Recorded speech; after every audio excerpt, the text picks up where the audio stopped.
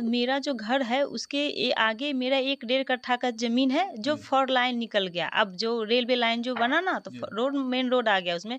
उसके 1 डेढ़ कट्ठा के ज़मीन के बगल में उसका घर है तो उसको उस ज़मीन पे लालच हो गया कि अगर मेरे से ज़मीनी मामला अब वही लोग बोल रहे हैं, जो सत्ताधारी दल के लोग हैं वही कह रहे हैं कि ज़मीनी कारोबार करने वाले लोग इन्वॉल्व हैं। तो साल भर मार के खुद का मरता, लेकिन 6-6 आदमी को पूरे परिवार को टारगेट करना, सीसीटीवी फुटेज हमको देखना पड़ेगा। लड़की कितने बार कॉल की है कि नहीं, इनको कितने दिनों से लड़की और लड़के के बीच में दूरियां। नमस्कार, मैं हूं अशोक कुमार। हम आपको लखीसराय नरसंहार के बारे में बताने जा रहे हैं, जिसमें नया मोड़ आ गया है। लखीसराय में छठ के दूसरा दिन यानी छठ के पारण के दिन एक परिवार को पूरी तरह समाप्त करने का कोशिश किया गया, जिसमें से एक तरफे से 6 व्यक्तियों को गोली मार दिया गया, जिसमें 3 व्यक्ति का मौत हो गया और 3 व्यक्ति अभी भी पीएमसीएच में इलाजरत है। कुछ लोग कह रहे हैं कि ये प्रेम प्रसंग का मामला है, लेकिन इसमें नया मोड़ आ गया है जो हम आपको बताने जा रहे हैं।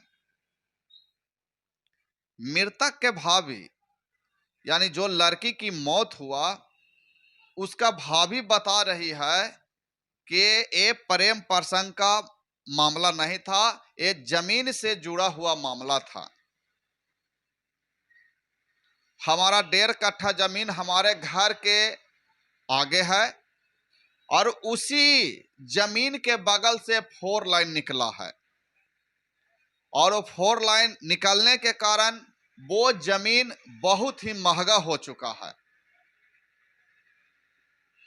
और हम एक घर वहां पे रहते हैं, पंडित जी हैं, वहां के जो दबंग हैं वो लोगों ने साल भर पहले 2 साल पहले से हम पे प्रेशर बना रहा है कि ये जमीन आप बेच दीजिए, जो कि हम बेचने से बार बार मना कर रहे थे। इसी के तहत हमारा पूरा परिवार को खत्म करने का प्लान बनाया और जो लड़का हमारे परिवार पर गोली चला रहा था वो BMW मोटरसाइकिल से आया था। उसके गला में सोने का बहुत मोटा चैन था और उसके हाथ में सिक्सर सलेंसर लगा हुआ था। ये कहना है मृतक की भाभी की। उन्होंने कहा कि जिसका बाप चाय बेचता हो उसके यहाँ इतना रुपया और इतना महंगा सामान, इतना महंगा मोटरसाइकिल कहाँ से आया। ये लोग जमीन माफिया है और शराब माफिया है। ये लोग हमारा जमीन कब्जा करना चाह रहा था, जिसका रिपोर्ट हमने पहले भी थाना में दिए थे, लेकिन उस पर कोई कार्रवाई नहीं किया था। जो वर्तमान एसपी है और अभी भी है। मृतक का भाभी का कहना था कि अगर प्रेम प्रसंग रहता तो सिर्फ लड़की को मारता, ना कि मेरा पूरा परिवार को। वो लड़की को मारकर खुद सुसाइड कर लेता, जो कि आम दिनों होते रहता है। लड़का लड़की की मौत, लड़का लड़की फांसी लगाया, लड़का लड़की डूब के मर गया, लेकिन वो लड़की के कम और उसका परिवार को ज्यादा मारा। इसी बात को लेकर पीएमसीएच में पप्पू यादव जी मिले। उन्होंने भी यही बात बोला कि बिहार में शराब माफिया और जमीन माफिया का बोलबाला है। सरकार को तुरंत पीड़ित परिवार को, जिसका पूरा परिवार खत्म होने के कगार पर है, उसको 50 लाख रुपया देना चाहिए। दूसरे बीजेपी के एक नेता का कहना था कि सरकार और वहां के पुलिस अधिकारी अपराधियों को बचा रहा है।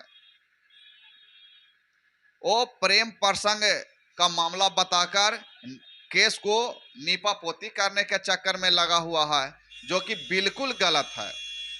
पुलिस का कहना है कि 17 पेज का प्रेम प्रसंग का लेटर मिला है, जो जिसका बाप और जो व्यक्ति गोली मारा है वो अनपढ़ है, तो राताराती वो 17 पेज का और इतना बढ़िया राइटिंग में लेटर कैसे लिख दिया। ये पुलिस को अपना जिम्मेवारी नहीं लेकर अपराधी के बचाने के लिए, अपराधी को बचाने का कोशिश किया जा रहा है।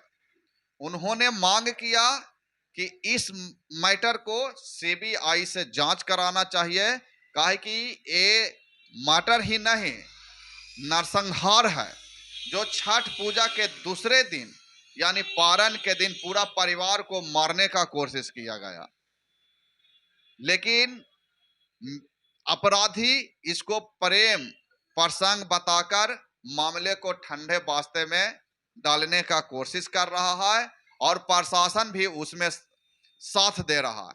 तो आइए हम आपको सुनाते हैं पप्पू यादव जी क्या कहे हैं वो वीडियो, और उसके बाद हम आपको सुनाएंगे बीजेपी की नेता क्या बोल रहा है उसका वीडियो।